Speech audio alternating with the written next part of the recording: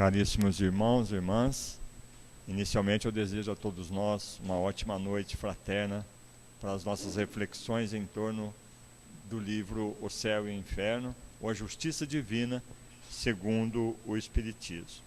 Allan Kardec, o codificador da doutrina espírita, teve ocasião de enfatizar que, considerando-se a época em que o Espiritismo chegou, reconhece-se sem nenhuma dificuldade que ele veio no momento certo, nem muito cedo, nem muito tarde. Mais cedo teria abortado, porque não lhe sendo bastante favoráveis às simpatias, ele teria sucumbido sob o golpe dos seus adversários. Mais tarde, teria faltado a ocasião dele se produzir, as ideias poderiam ter tomado outro curso e seria difícil desviá-las. Era preciso deixar que o tempo corroesse as velhas ideias antes de apresentar ao mundo novas propostas. É que as ideias prematuras costumam abortar por duas razões. Primeiro, porque nós não estamos preparados para compreendê-las. E segundo, porque a necessidade de uma mudança de posição ainda não se faz necessária. Mas, naquele tempo, era evidente que um imenso movimento se manifestava na opinião. Uma reação favorável, bastante prevista, movimentava a opinião pública na direção de um progresso inevitável, a fim de regredir o movimento espírita progressivo que se manifestava naquele momento. Os impacientes, aquelas pessoas que buscavam mudanças, eram os satisfeitos da véspera, mas os insatisfeitos do dia seguinte. Allan Kardec diz que a humanidade, naquele momento, nós estamos então em meados do século XIX, na França, estava como que num trabalho de parto. Alguma coisa havia no ar que impelia a humanidade para a frente. Ela estava como um jovem recém-saído da adolescência que entrevê novos horizontes sem, contudo, conseguir defini-los. Buscava-se algo melhor, alimentos mais sólidos para a razão. No entanto, esse melhor ainda era desconhecido. Todo mundo nele trabalhava, desde o crente até o incrédulo, desde o lavrador até o sábio. O universo era um vasto canteiro de obras. Uns destruíam, outros reconstruíam, mas cada um talhava uma pedra para o novo edifício que estava sendo construído e do qual só o grande arquiteto possuía o plano definitivo. E só se compreenderia a sua economia quando as suas formas começaram a se desenhar na superfície do solo. Foi nesse exato momento que a soberana sabedoria decidiu pelo advento do Espiritismo em toda a face da Terra. Em todo momento se manifestavam espíritos nos mais diversos pontos do planeta que nós vivemos. E o Livro dos Espíritos, como a obra pioneira, trazia já em si todas as bases fundamentais da doutrina espírita. É a pedra angular do edifício. Todos os princípios estão aí contidos. É verdade, como disse o Jaci Regis, que os princípios básicos que informam a doutrina espírita, na verdade, pertencem ao acervo das conquistas humanas ao longo dos tempos. De fato, imortalidade da alma, reencarnação, comunicação dos espíritos, a mensagem evangélica, todos esses temas têm sido tratados pelas mais diversas correntes do pensamento espiritualista da antiguidade e do presente. Contudo, quando englobadamente considerados, esses princípios formam uma nova e extraordinária visão da vida, abrindo perspectivas revolucionárias para a solução do grave problema do ser, do destino e da dor, apresentados em admirável síntese. E melhor ainda, embora profundamente filosóficos, não se perdem numa simbologia complicada, não se dirigem a um grupo iniciático. Apresenta o resultado da renovação total do pensamento em proposituras claras, ao alcance de todos, num renovado sentimento religioso, capaz de fazer cada um compreender-se a si próprio. O Dr. Hermínio Corrêa de Miranda também lembrou que Allan Kardec e os espíritos superiores que consigo trabalharam na obra da codificação básica espírita tiveram que ajustar-se a uma rígida disciplina expositiva para evitar que a obra básica espírita assumisse proporções enciclopédicas que poderiam até mesmo inviabilizá-la. É por isso que, em última análise, o Livro dos Espíritos é um compêndio de sínteses fecundas, mas abrindo caminho para futuros desdobramentos. Bem que às vezes ficamos a desejar que os Espíritos tivessem sido mais claros nas suas respostas, principalmente naqueles temas obscuros e rebeldes ao nosso entendimento. Mas isso não aconteceu por duas razões. A primeira é porque, como nós já dissemos, eles estavam comprometidos com a síntese, a fim de melhor aproveitar o espaço cultural que lhes havia sido reservado naqueles meados do século XIX em Paris. A segunda porque os verdadeiros professores, os mestres responsáveis, jamais trazem as respostas prontas para os seus alunos. Eles despertam a curiosidade, o interesse deles, para que os próprios discípulos, através do seu trabalho pessoal, possam desenvolver os seus estudos e trabalhos e solucionar os seus problemas existenciais, ainda que eles estejam sempre prontos para esclarecimentos que se fizerem necessários. Isso não impede, contudo, como disse o Herculano Pires, que o ensino ressalte desde as primeiras linhas e prossiga até as últimas do Livro dos Espíritos sem solução de continuidade. E melhor ainda, esse ensino não se limita à mera transmissão de dados técnicos e informações culturais objetivas, não.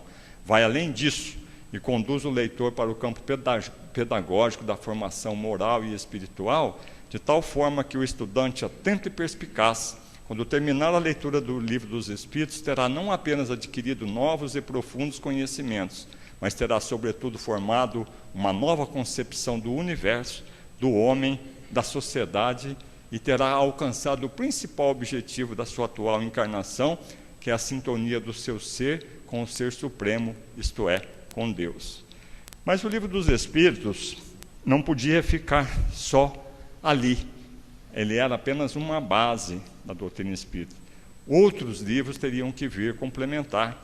Um deles é o Livro dos Médiuns, na sequência, o Evangelho segundo o Espiritismo, esse que nós vamos estudando aqui esta semana, o Céu e o Inferno, a Justiça Divina segundo o Espiritismo, e a Gênese, os Milagres, as Petições segundo o Espiritismo. Nesse trabalho que está aí na tela, na revista Reformador de julho de 1997, o escritor Cosme Damião Bastos Massi faz um ótimo trabalho sobre a estrutura didática de O Livro dos Espíritos, seguindo mais ou menos um trabalho escrito pelo professor Herculano Pires, que está aí na tela, numa bela introdução. Eu recomendo a todos vocês que quiserem conhecer o Livro dos Espíritos. Ele escreveu uma introdução ao Livro dos Espíritos na edição de 1957, da editora LAC. Está aqui embaixo, está um pouquinho por causa da luz prejudicada, mas em 1957 o Livro dos Espíritos completou 100 anos e o Herculano fez uma introdução, antes da introdução do Allan Kardec, porque vocês sabem que a introdução de uma obra, normalmente é a primeira que o leitor lê, mas é a última que o autor escreve, porque ele só pode introduzir alguém numa obra que já está pronta, ele não pode escrever a introdução antes de ter escrito o livro. Então, para facilitar a compreensão, eu vou fazer aqui um resumo desse trabalho dos dois, para que nós possamos entender a lógica subjacente ao Livro dos Espíritos e as 4 obras complementares, que cada uma delas nasceu de acordo com uma das partes do Livro dos Espíritos. É claro que nós estamos falando do Livro dos Espíritos na segunda edição de 1860, porque a primeira edição de 18 de abril de 1857 era ainda um trabalho inicial. O próprio Kardec era um aprendiz de espiritismo, então, porque ele havia tomado conhecimento em 1855, lá na casa da senhora Plené-Maison, em Paris, e 2 anos depois ele publicou um ensaio ainda do Livro dos Espíritos. Tinha 503 questões só. Nessa edição definitiva que nós estudamos hoje, de 1860, são 1019 questões, ou 1018, porque a 1011 ficou em branco no original, no manuscrito dele. Então, vamos ver uma certa ordem que existe no Livro dos Espíritos. Então, essas 1018, 1019 questões estão divididas em 4 partes. A primeira parte chamada das causas primárias, Allan Kardec vai delimitar o objeto e o método da ciência espírita, porque toda disciplina, para assumir a categoria de uma ciência, ela tem que ter dois elementos inafastáveis: um objeto próprio e um método próprio. Senão ela não é ciência, ela é disciplina.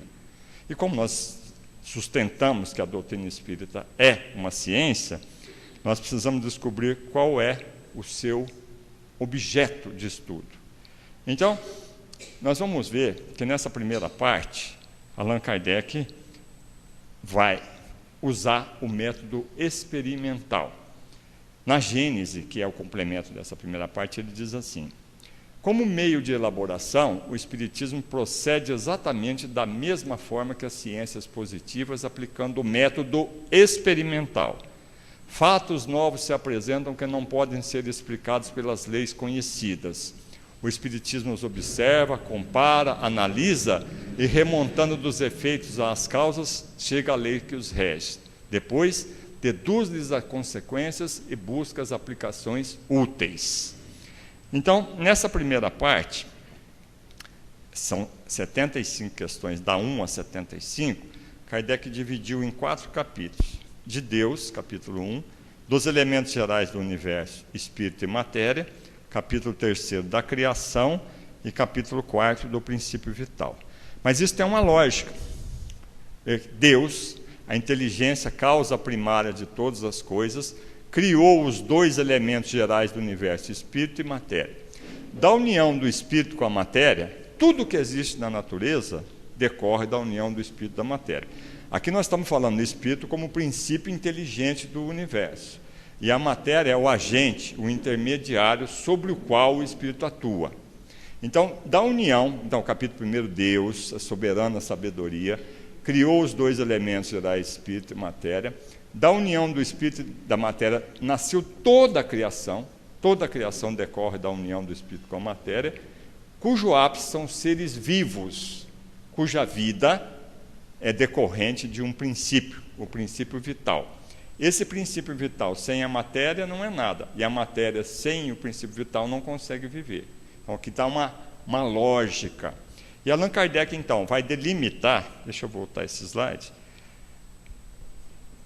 o espírito como o objeto de estudo da ciência espírita. Ele mesmo explica isso. Ele diz assim: a ciência, propriamente dita, tem como objeto de estudo o princípio material, as leis que regem o princípio material.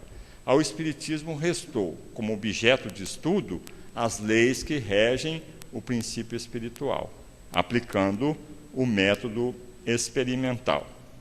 Veja então, Deus, a soberana sabedoria, pega o espírito, une com a matéria, já desde lá do átomo. Vejam só, que um átomo só aparentemente ele é estático. Se nós usarmos um microscópio, nós veremos que tudo aqui que nos cerca, todos esses átomos, eles estão animados. Isso já começa, então, a princípio, o princípio inteligente sendo elaborado aqui na matéria. Depois ele passa pelo princípio, pela lei do princípio vegetal, animal, e vem despontar no homem. É como se fosse uma gestação. Aliás, se nós acompanharmos a gestação de um ser vivo no ventre da mãe, no útero materno, o feto vai passando por várias fases, como se fosse a própria evolução, desde lá da água, do peixe, até o feto, quando ele nasce, a criança ali, há todo um processo evolutivo.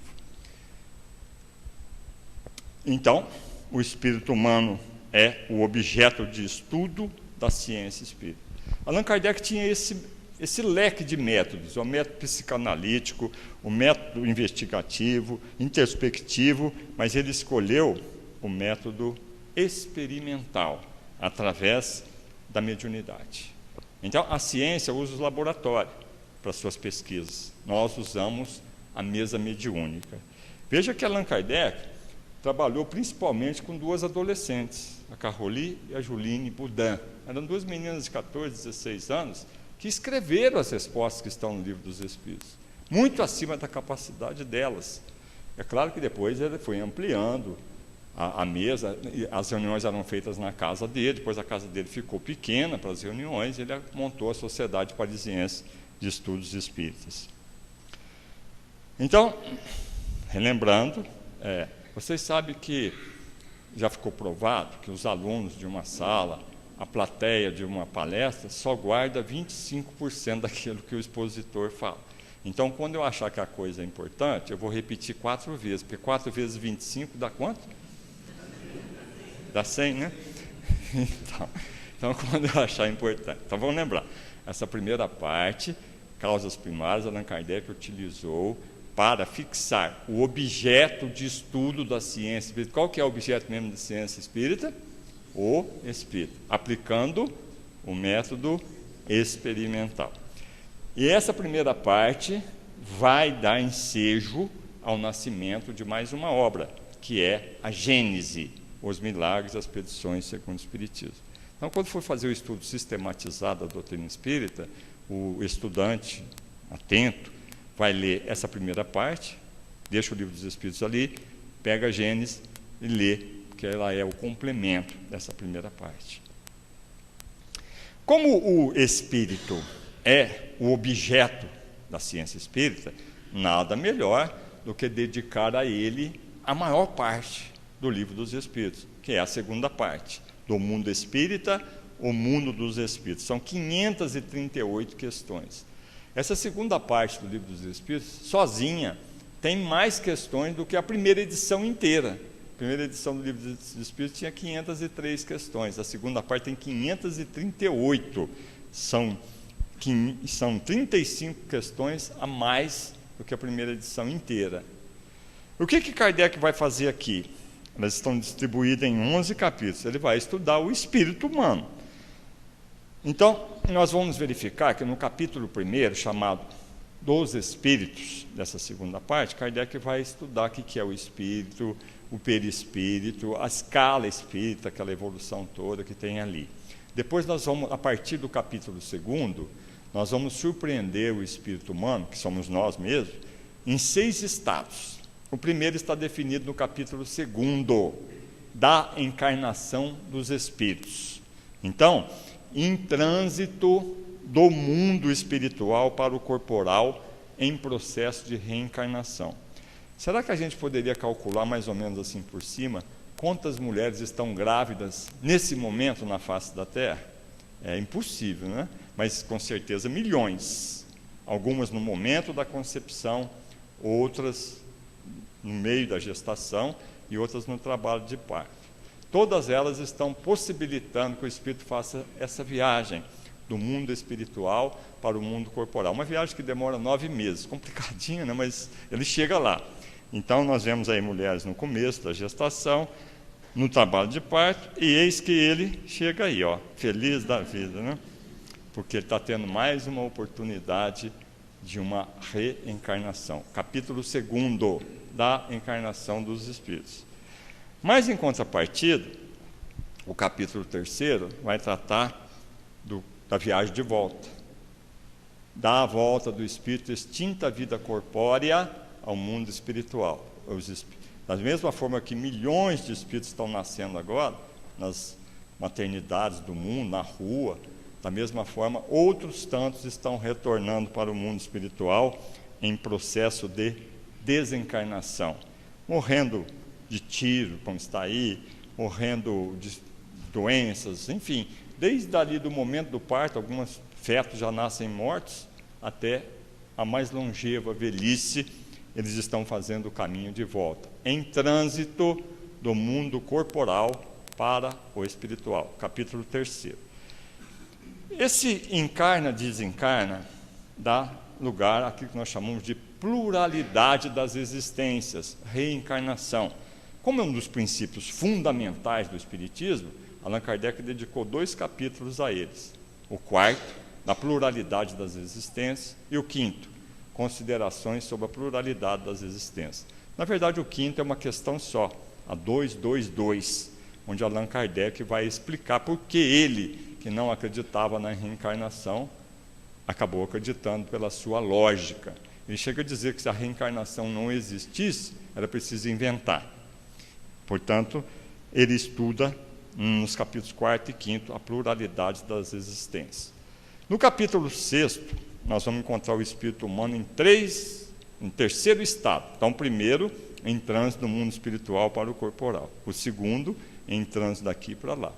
O capítulo 6 vai tratar da vida espírita, aquele período em que o espírito permanece no mundo espiritual, desde a última desencarnação até o próximo renascimento. O que ele faz lá durante esse período, para se preparar para uma outra encarnação?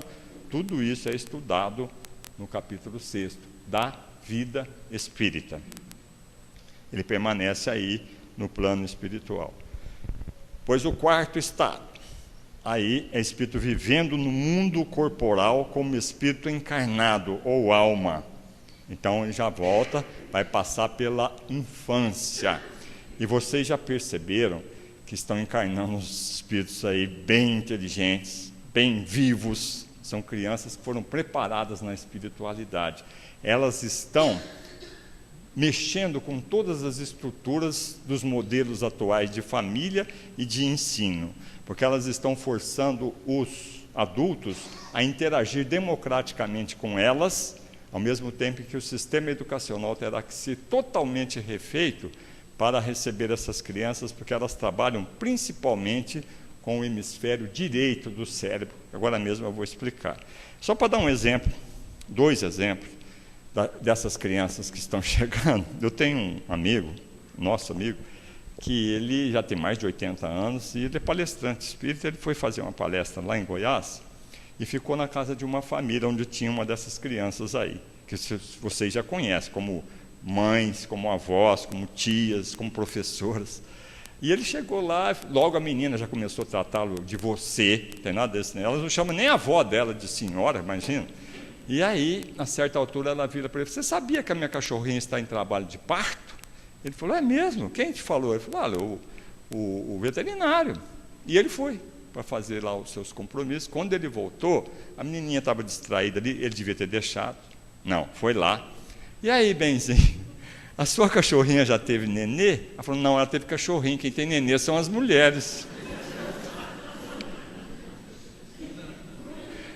E um outro amigo meu foi inventar de aprender computação, já depois de idoso também, né? Que é um perigo, ainda mais que esses Windows 8, aí esses computadores complicados. E ele tem um netinho, ali de uns 8 anos, então ele estava lá compondo um texto ou qualquer coisa, de repente a tela ficou preta.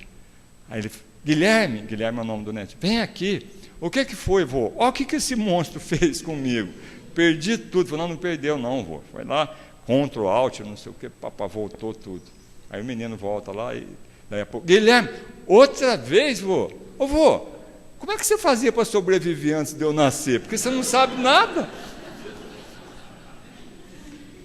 Pois é, essas crianças, elas vieram para modificar a estrutura social da face da Terra, familiar, profissional. Elas serão os futuros profissionais, médicos, engenheiros.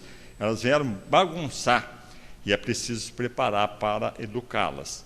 Porque, como eu estava dizendo para vocês, o nosso cérebro tem 2 hemisférios, o hemisfério direito e o hemisfério esquerdo. O hemisfério direito é responsável pela intuição, pelas emoções, pelas coisas abstratas.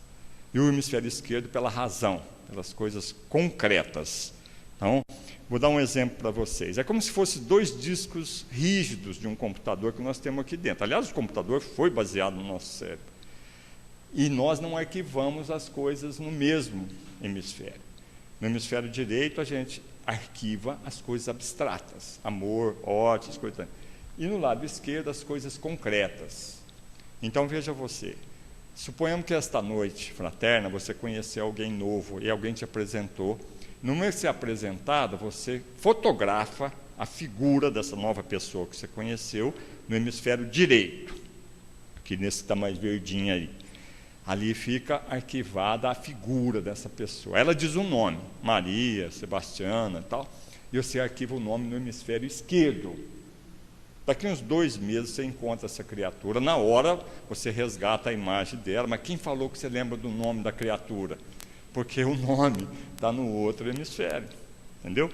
Por isso que essas crianças, elas foram preparadas lá na espiritualidade para utilizar o hemisfério direito do cérebro.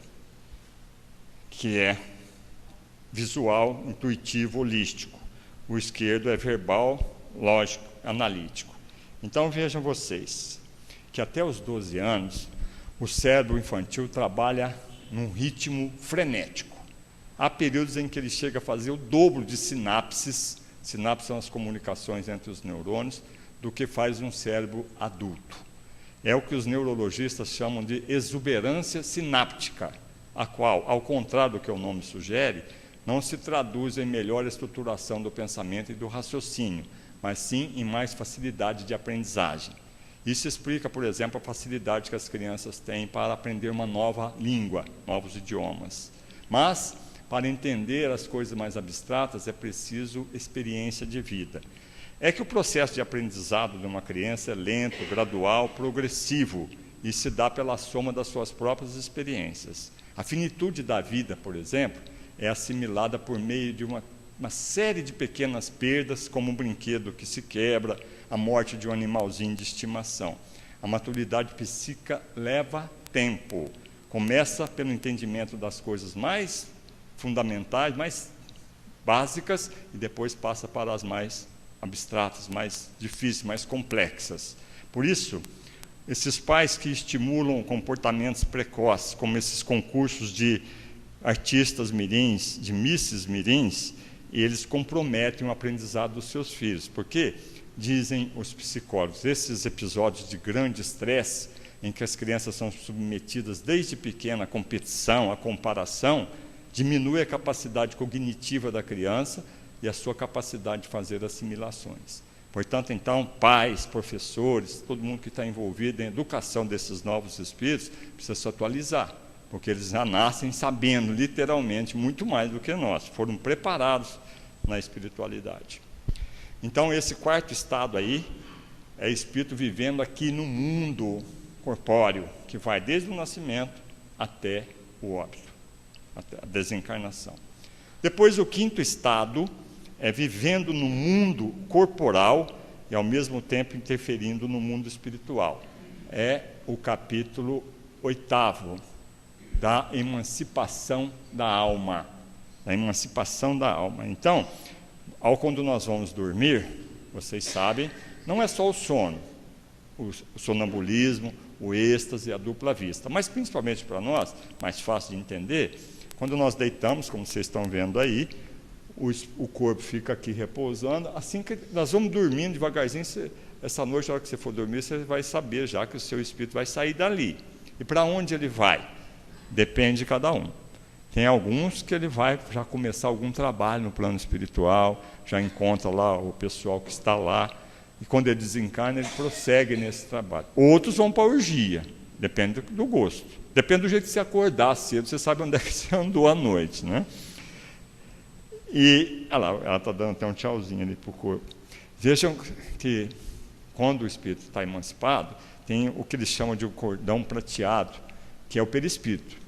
Esse cordão liga o espírito ao corpo. Se você acordar essa moça aqui, imediatamente ele volta. Pode estar lá na Europa, pode estar lá do outro lado, no Japão, que acordou a criatura, ele volta na hora.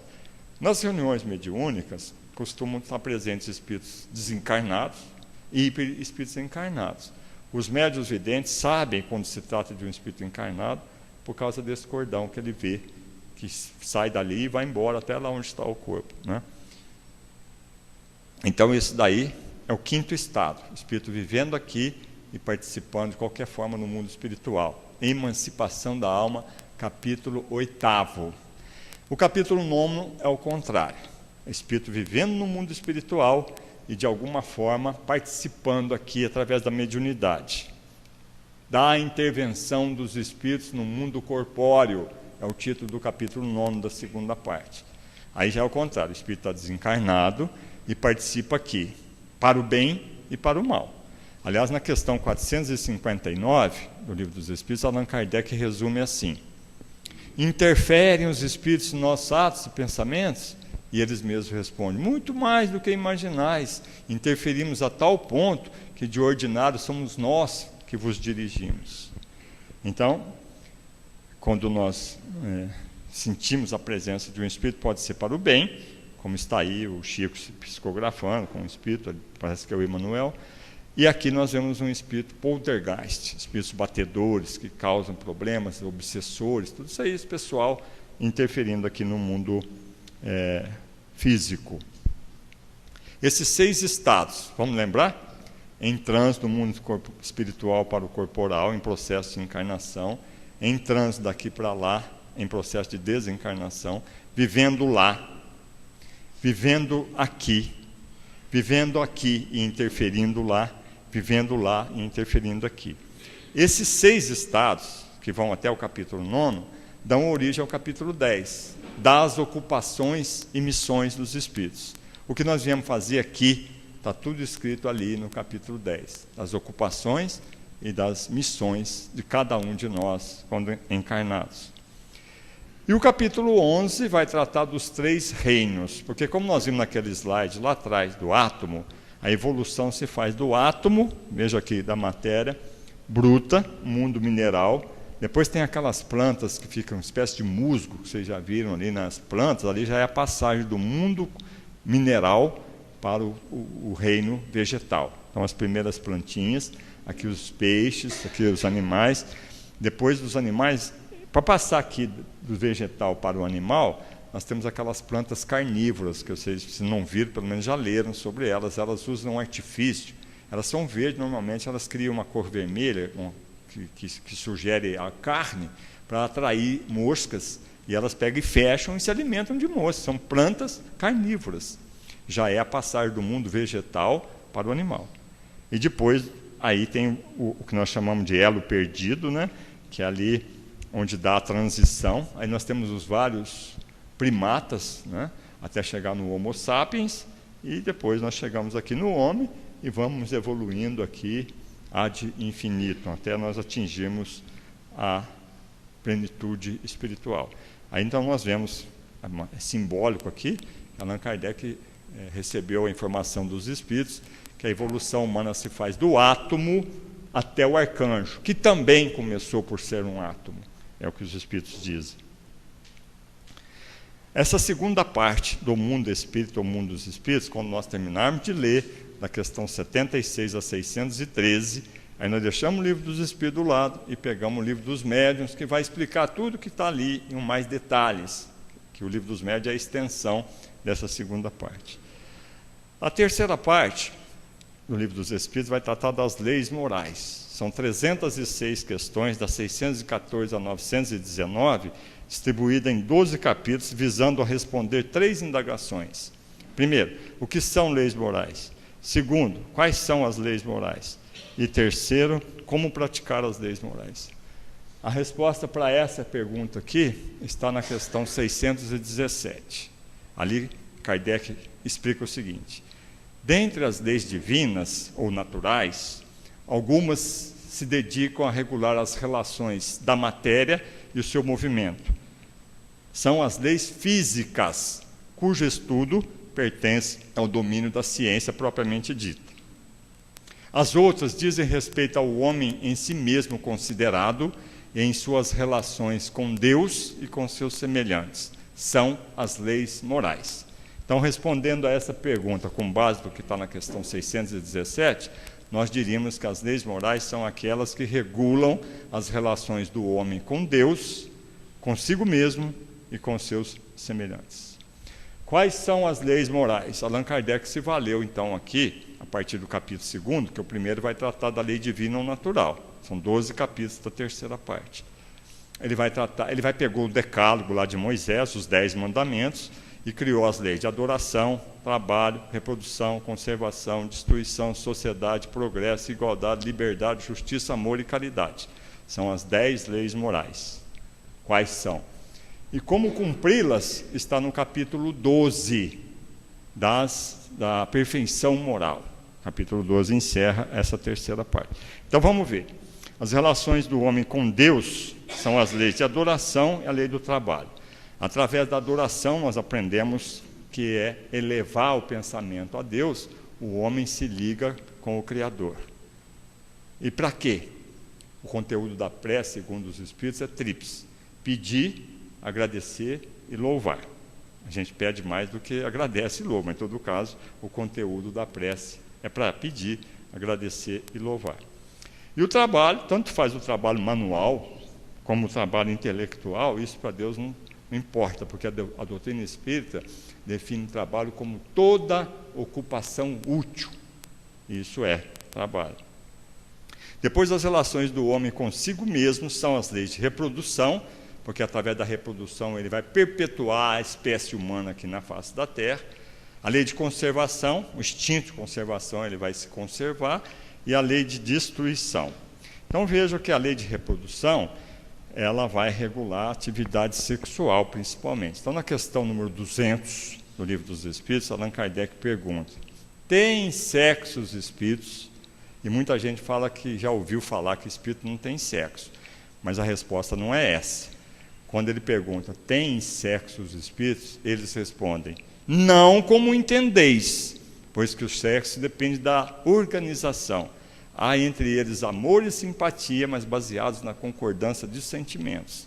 Então os espíritos têm sexo sim, mas não como entendemos. Então, para a gente entender essa resposta, a primeira coisa que nós temos que responder é essa pergunta: como entendemos o sexo? Para duas finalidades: uma fonte de prazer, porque a própria natureza usou esse artifício, e a reprodução, a conservação da espécie humana. Entre os espíritos não tem sexo? Tem, mas há entre eles amor e simpatia baseados na concordância de sentimentos, porque é verdade, não dá para a gente imaginar lá no mundo espiritual um espírito cortejar uma espírita, eles se casar numa bendita capela que tem lá e ter um monte de espíritozinho. Não é assim que a coisa funciona, né?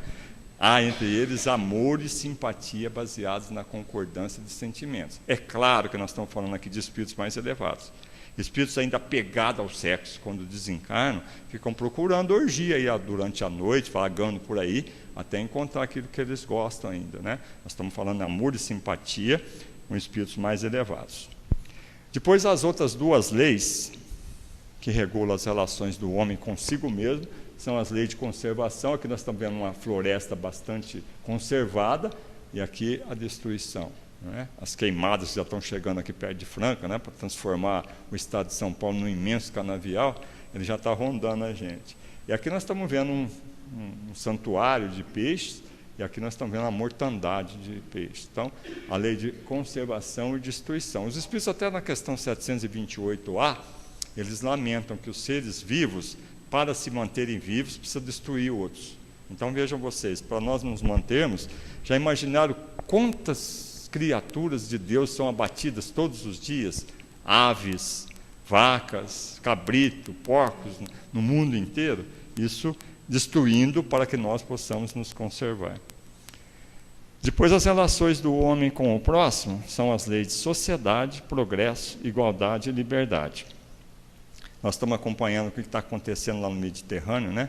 Aquele pessoal todo imigrando para a Europa, naqueles barcos precários. Quase todo dia temos notícias de milhares de mortes, se não centenas pelo menos, que depois chegam lá na Europa, são escorraçados como se fossem animais, mas isso já está possibilitando o progresso, porque só em sociedade é que o homem consegue progredir. Se uma pessoa se recolher a uma ilha isolada, ele não vai progredir. Nós só progredimos o progresso vivendo em sociedade, respeitando a igualdade e a liberdade de direitos. A 10ª lei, a lei de justiça, amor e caridade, resume todas as outras. Deus, a justiça suprema, por amor nos criou, para que através da caridade nós possamos prosseguir crescendo. O capítulo 12, é o último dessa terceira parte, vai tratar da perfeição moral. É um verdadeiro compêndio de psicologia humana, porque ali nós vamos estudar os vícios, as virtudes, vamos estudar as paixões, o egoísmo, os caracteres do homem de bem e, terminando essa terceira parte, a questão 919, Allan Kardec resgata essa noção do oráculo de Delfos, no sentido de que a necessidade do homem, da mulher, é autoconhecer-se, como dizia o Sócrates, para poder valorizar as determinações divinas e crescer sempre na direção do infinito. Mas é preciso a gente olhar no espelho e ver a gente mesmo, né? Porque esse gatinho aí não é bem o que ele está vendo no espelho, não, né? É o que a gente vê também. Essa terceira parte do Livro dos Espíritos, das leis morais, vai encontrar sua extensão no Evangelho segundo o Espiritismo, que é o detalhamento das leis morais. Finalmente, a quarta parte, são 100 questões, da 920 a 1019, vai tratar das esperanças e consolações. Na questão 964, Allan Kardec explica bem o que se objetiva nessa quarta parte. Diz ele nessa questão aí, todas, ele não deixa dúvida, todas as nossas ações estão submetidas às leis de Deus. Não há uma só que seja, por mais insignificante que nos pareça, que não possa configurar uma infração da lei de Deus. Se sofremos as consequências dessa infração, só devemos nos queixar de nós mesmos, que assim nos transformamos nos verdadeiros artífices da nossa própria felicidade ou da nossa infelicidade futuras. Enfim, são dois capítulos só que tem nessa quarta parte, das penas e gozos presentes, das penas e gozos futuros. Quem cumpre as leis divinas já é feliz aqui e é feliz depois da morte. Quem descumpre as leis de Deus já é infeliz aqui e vai ser depois da morte e provavelmente em futuras reencarnações. Essa quarta parte, chegamos finalmente no livro que está sendo estudado aqui essa semana, é complementada pelo livro Céu e Inferno, ou A Justiça Divina segundo o Espiritismo, que nós veremos agora alguma coisa sobre ele. Ele é dividido em duas partes, como nós sabemos, ele foi publicado em 1850, 1º de agosto de 1865, desculpe. Por isso que esse ano está completando 150 anos, né? 1º de agosto de 1865. Na primeira parte, Allan Kardec vai fazer um estudo que ele chama de doutrina. O capítulo 1º vai tratar do porvir, ou o futuro, e o nada. Nesse capítulo, Allan Kardec é ao mesmo tempo cartesiano, aí está o René Descartes, porque ele vai dizer assim, vivemos, pensamos, agimos. Mais ou menos o que o Descartes disse, cogito, ergo sum, penso, logo existo. Então Kardec fala, pensamos, agimos e operamos, trabalhamos, vivemos. Isso é positivo. E que nós morreremos também, aí ele vai ser shakespeariano. Na peça Hamlet, no ato 3, cena 1, aquela velha frase que todos já ouviram falar, to be or not to be, this is the question. Vamos ser ou não vamos ser alguma coisa depois da morte? Se não vamos ser nada, não temos nada que discutir aqui, não era nem para estar aqui. Nós éramos materialistas e tudo bem. Mas como nós acreditamos que vai haver alguma coisa depois da morte, Allan Kardec então vai prosseguir aí e vai tratar da questão muito séria, que é o medo da morte. Na verdade, não sei se vocês já ouviram falar na Elizabeth Kübler-Ross, uma psiquiatra norte-americana. Esse Kübler-Ross é suíço, que era o marido dela. Depois ela divorciou, mas continuou usando o nome do marido, porque ela já era conhecida mundialmente por esse nome. Ela mantinha uma clínica nos Estados Unidos, onde ela tratava de pessoas terminais, doença terminal, câncer, AIDS e tal. E ela viu aqueles 5 estágios que a pessoa passa, né? O primeiro da negação, depois da revolta, depois da preparação, da aceitação e depois da morte. E ela fazia uma grande distinção entre o medo da morte e o medo de morrer. Pode parecer semântica essa questão, mas não é. O medo da morte é o medo de alguém morrer da nossa família. Eu, por exemplo, que já perdi um filho de 4 anos, a gente tem um medo da morte, que é morrer um filho, morrer a mãe, morrer o irmão. E o medo de morrer é o nosso mesmo, tá certo? Então aí, cada um sabe que tem mais medo, de morrer ou medo da morte. Ele fala que nós espíritas não deveríamos ter medo da morte. Por quê? Porque nós já sabemos o que vem depois da morte, de modo que nós teríamos que estar já preparados. Então, será que é isso mesmo? No livro Chico de Francisco, do Adelino da Silveira, ele conta que uma vez o Chico Xavier estava indo de avião aqui de Uberaba para Belo Horizonte, de avião, e o avião passando ali por cima de Araxá, entrou numa turbulência danada lá, e o Chico, então, estava lá dentro do avião, começou a rezar como todo mundo, né? O avião foi aquela bagunça, e aí o Chico rezando e tal, nessas alturas, o Espírito Emmanuel entrou no avião e falou: o que está acontecendo, Chico? Você não está vendo? Parece que o avião vai cair. Ele falou: e daí? Daí que eu vou desencarnar. Eu falei: então desencarna com a educação, porque você está deixando todo mundo preocupado. Hein? Agora, se o Chico tinha medo, imagina a gente.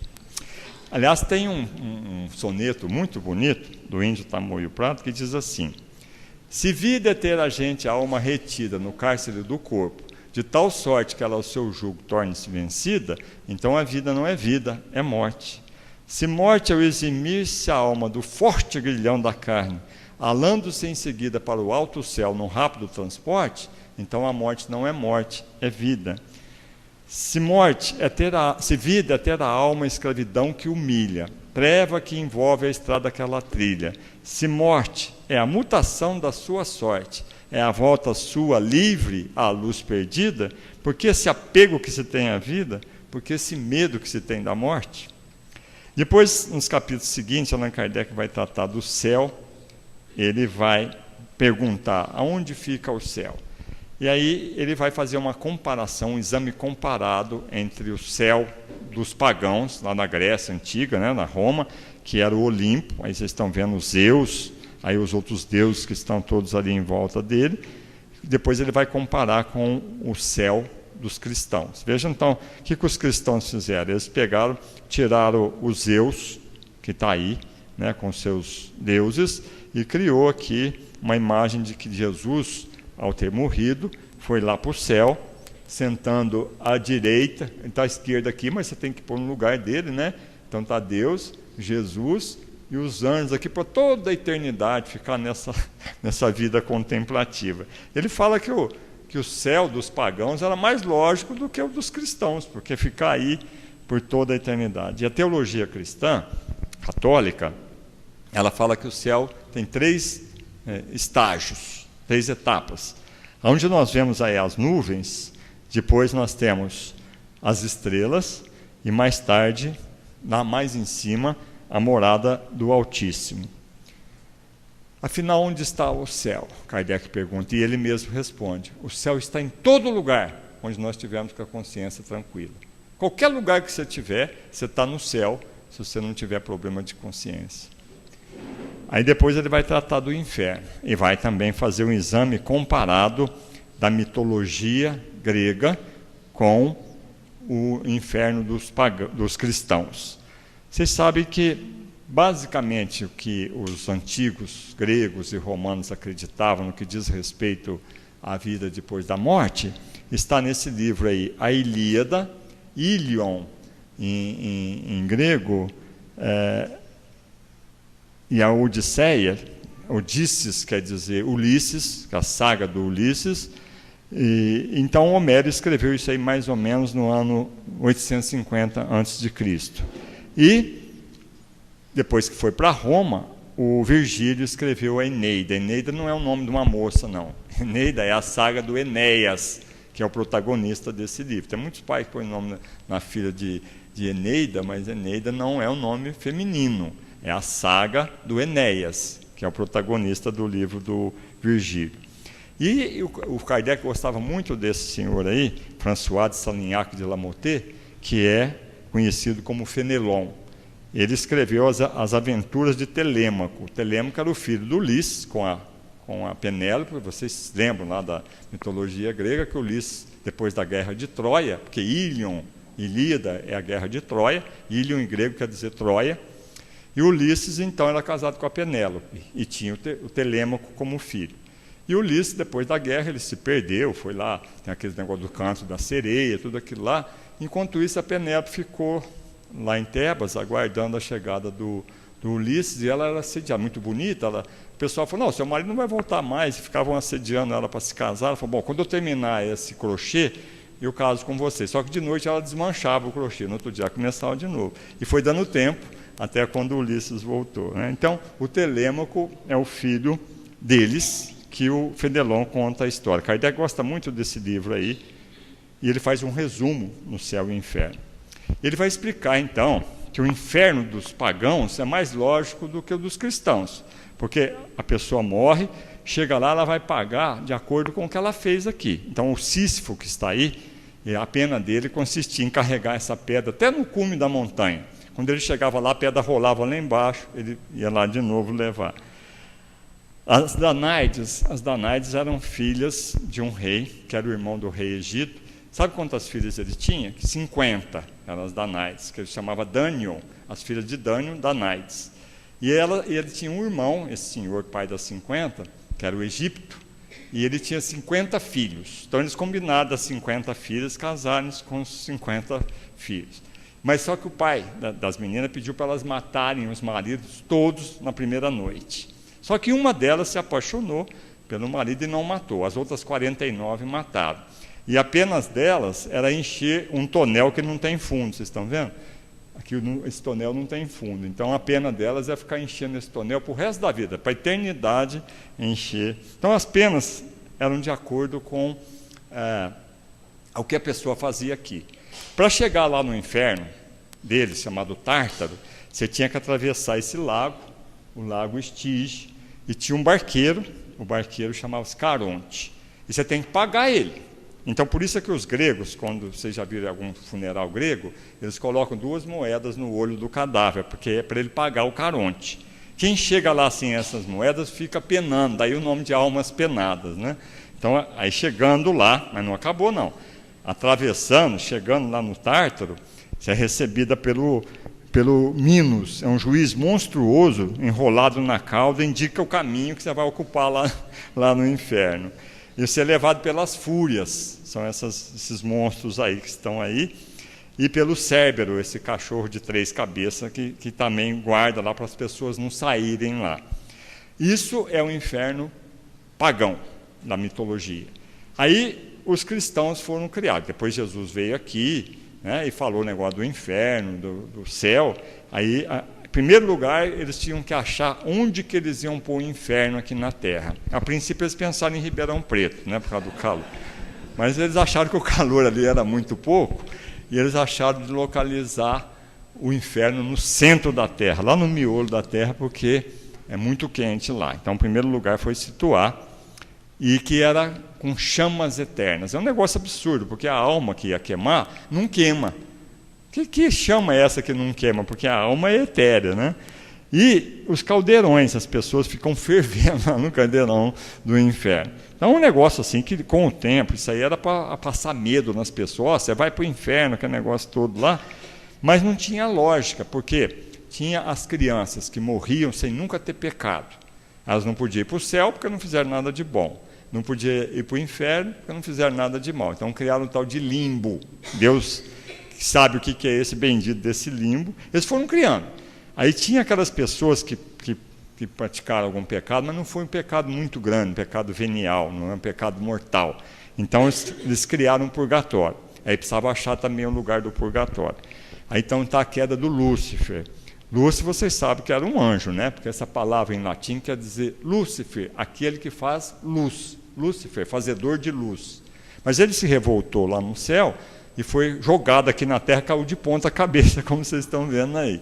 E ao cair, do outro lado da terra, aquela terra que ele empurrou, fez um promontório, um morro. Esse morro é chamado então do purgatório.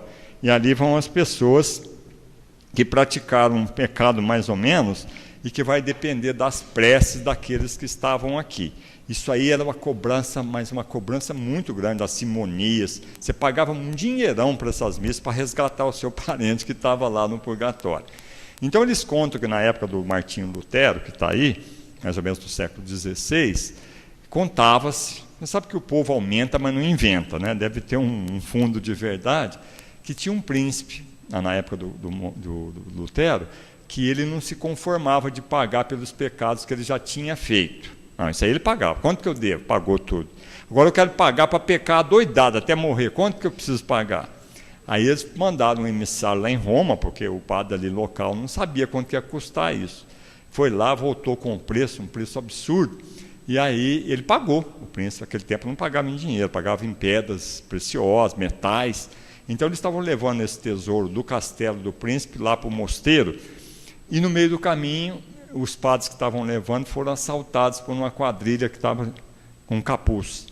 Aí, quando eles conseguiram dominar os padres e pegaram, a quadrilha pegou de volta esse tesouro, o príncipe tirou a máscara, ele era o chefe da quadrilha, e falou para o padre: você não pode me fazer nada, porque eu já paguei por esse pecado também, já está pago, então.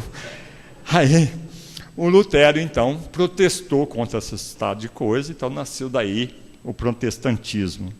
Mas Allan Kardec fala que o purgatório não é totalmente destituído de fundamento. Na verdade, ele fala que o purgatório é o planeta Terra. Aqui nós estamos purgando os erros que nós praticamos aí para trás. E vamos ficar aqui enquanto não acabar de pagar. Então nós estamos num purgatório, que é o próprio planeta Terra. Depois Allan Kardec vai tratar das doutrinas das penas eternas. Ele fala, citando Emmanuel, no capítulo Ezequiel, aliás, capítulo 33, versículo 11, que Deus teria dito através do profeta Ezequiel: eu não quero a morte do ímpio, senão que ele deixe o mau caminho, que se converta e que viva. Então, as penas futuras, segundo o Espiritismo, é dividida em 3 partes. A primeira, a carne é fraca. Então, o Kardec fala que não é a carne que é fraca. A carne não pensa. Quem é fraco é o espírito, que inverte o problema. O ser pensante é o espírito. Então, todos os erros nossos não vai pôr na sua carne. Não, porque a carne é fraca, porque nada disso. O responsável é o espírito. Então, fortaleça a sua desculpa, porque a carne é fraca, não. As penas futuras, segundo o Espiritismo, elas são baseadas na observação, na mesa mediúnica. Nós estamos vendo aqui uma mesa mediúnica, nós estamos vendo espíritos aqui atrás, nas mais variadas situações. Não fomos nós que criamos uma hipótese da vida depois da morte. Foram as almas que estão lá que vieram nos iniciar nos mistérios da vida futura. Foram eles que vieram aqui, através das irmãs Fox, inicialmente, depois das outras médios. Olha, nós somos as almas que viveram aí, morremos, e a nossa situação aqui é tal e tal e tal, lá no plano espiritual. E o Código Penal da Vida Futura, que se baseia em 3 fatos. Toda vez que você errou, você tem que percorrer um caminho tríplice para voltar para a normalidade: arrependimento, expiação e reparar o dano que você cometeu. Não basta só arrepender, você tem que expiar e reparar o dano praticado. Depois, nos capítulos 8º e 9, ele vai tratar dos anjos e demônios. Na verdade, nós somos demônios quando estamos passando da fase animal para a humana, aquela parte ali, aqueles espíritos ainda primitivos, e somos anjos quando estamos passando da fase humana para os espíritos puros. Então, na verdade, os anjos e os demônios, segundo o Espiritismo, anjos são os espíritos puros, independente de religião. Não é só o espiritismo que vai formar lá, pelo contrário, tem muito espírita lá no mundo espiritual que está arcando com as consequências do que fez aqui.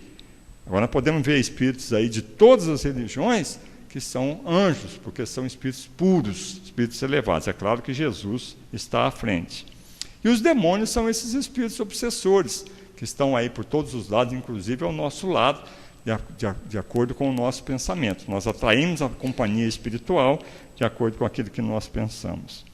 E o capítulo 10 vai tratar da intervenção dos espíritos nas modernas manifestações.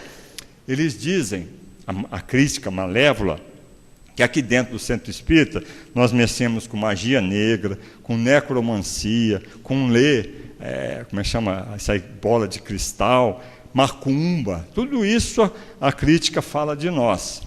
E realmente eles não sabem o que acontece aqui. Uma vez nós fomos, a minha esposa que está aí, eu e 2 filhas, eu tenho 3, mas foram 2, lá em Serra Negra, fui participar de um congresso espírita que estava tendo lá no centro de convenções. A cidade inteira estava cheia, né, de placas, de faixas, comunicando que estava sendo ali o congresso de espiritismo. Quando eu cheguei lá no hotel para fazer a ficha, a moça falou: o senhor vai a lazer? Não, eu vim participar do congresso espírita. Ela já começou a me olhar assim, num jeito. Uma hora eu fui pegar a chave lá, ela falou assim: a hora que o senhor tiver um tempinho, o senhor lê a minha mão para mim? Eles acham que a gente faz isso aqui. E aí, então, Kardec vai tratar do problema da proibição de evocar os mortos, porque as outras religiões, principalmente os evangelhos, dizem aí que nós estamos infringindo a lei de Moisés, que realmente lá ele proíbe evocar os mortos. Mas Moisés fez isso porque naquele tempo os mortos eram evocados para comércio entre os judeus, então ele proibiu.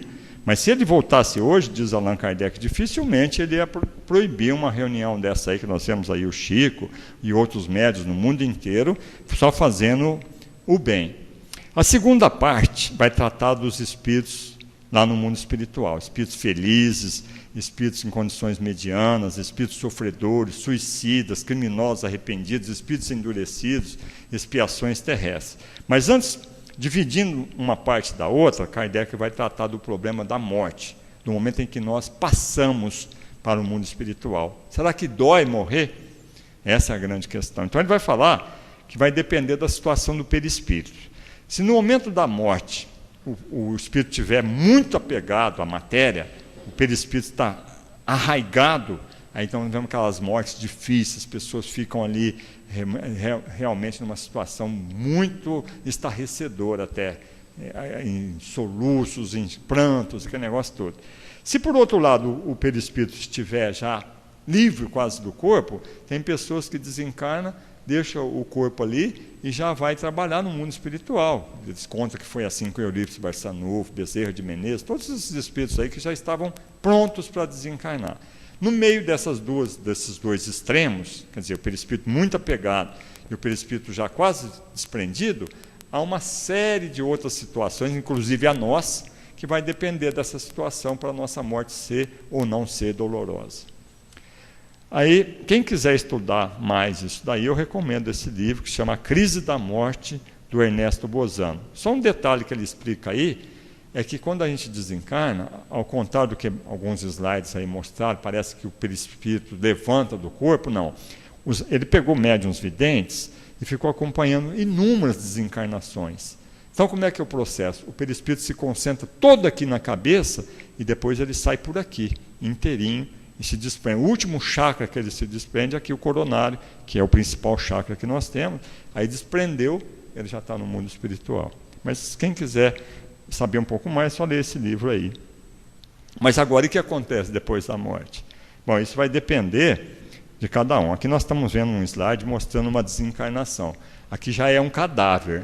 Não sei se está dando para vocês verem aqui, ele já está do lado de cá, está vendo?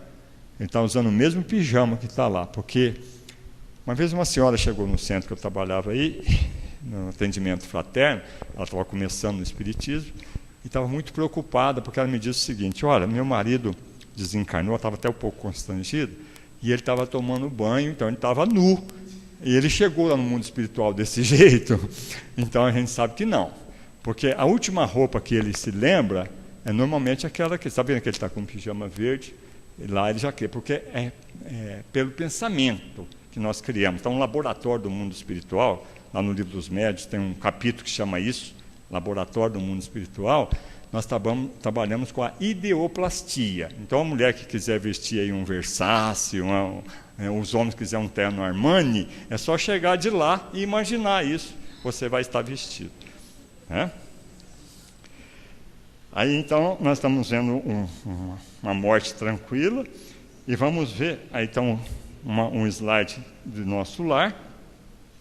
E aqui nós vemos uma mesa mediúnica, então vemos espíritos aí nas mais diversas situações, aqui espíritos sofredores, espíritos que normalmente desencarnam por suicídio, então a vida deles lá é difícil, porque normalmente eles vão ficar aí no cemitério.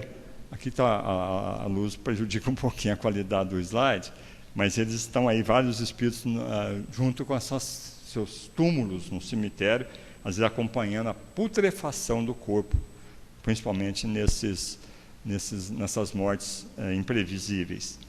Bom, depois nós vamos ver então alguma coisa sobre a justiça divina, que nós deduzimos que existe um tribunal da consciência, que está na questão 875, que trata do julgamento que acontece na nossa própria cabeça. Nós temos aqui aquela velha história de um anjinho, né, e de um demônio, e deixando para nós o livre-arbítrio.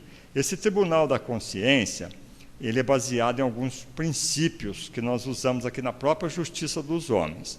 Primeiro, o Tribunal da Consciência, na questão 621, Allan Kardec, pergunta, onde está escrita a lei de Deus? E os Espíritos respondem, na consciência.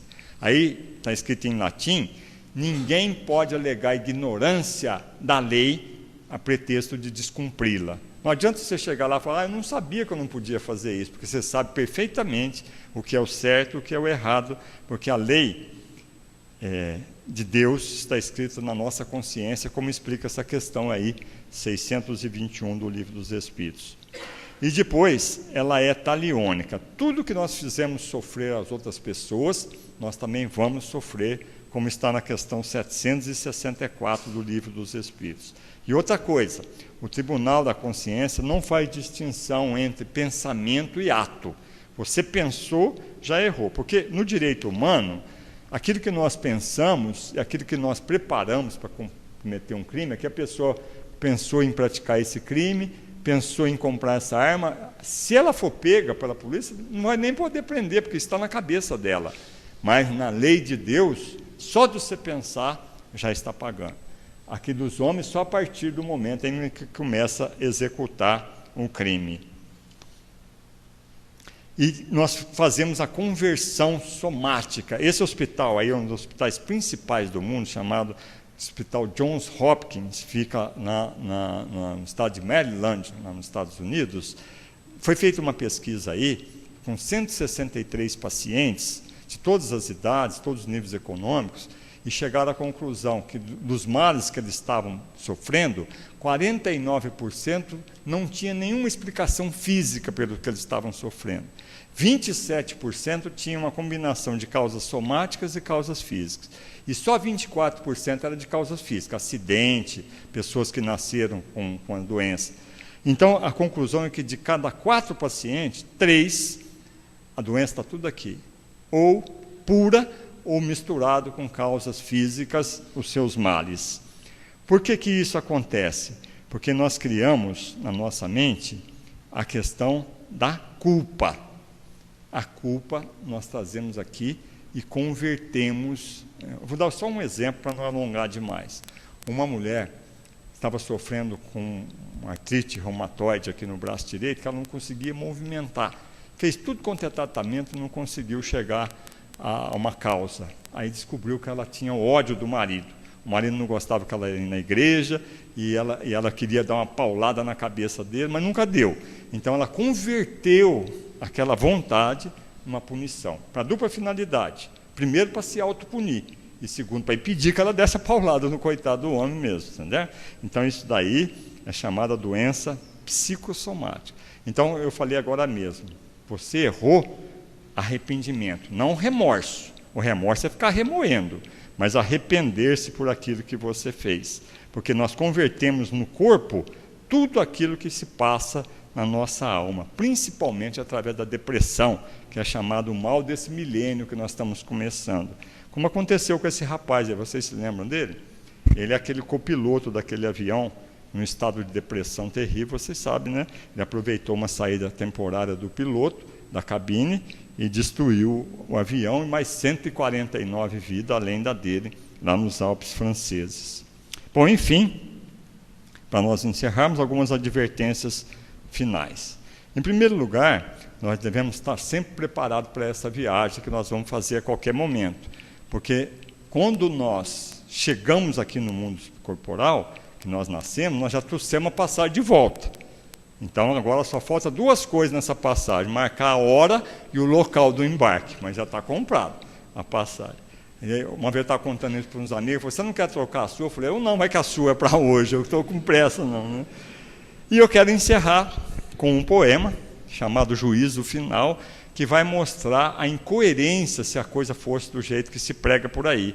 Depois da morte, vai para o céu quem fez o bem, vai para o inferno quem fez o mal. Isso pode separar para sempre pais e filhos, amigos, enfim. Esse poema diz o seguinte, chama-se Juízo Final. Sentado o Padre Eterno em trono refulgente, olhar severo envia toda aquela gente. Enquanto anjos cantam, outros vão levando, ante a figura austera desse venerando, as almas que da tumba emigram assustadas, vendo o tribunal solene e majestoso em que vão ser julgadas. 2 grupos são formados, um de cada lado.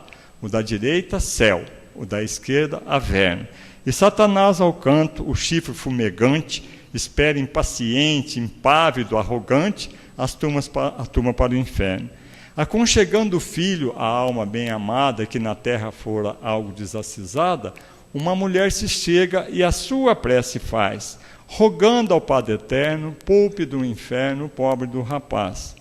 Ajustando o óculo à ponta do nariz, o olhar severo, o Pai Eterno lança aquela mulher e compassado diz: os anjos vão levar-te agora ao paraíso e dar-te a recompensa, o teu descanso eterno.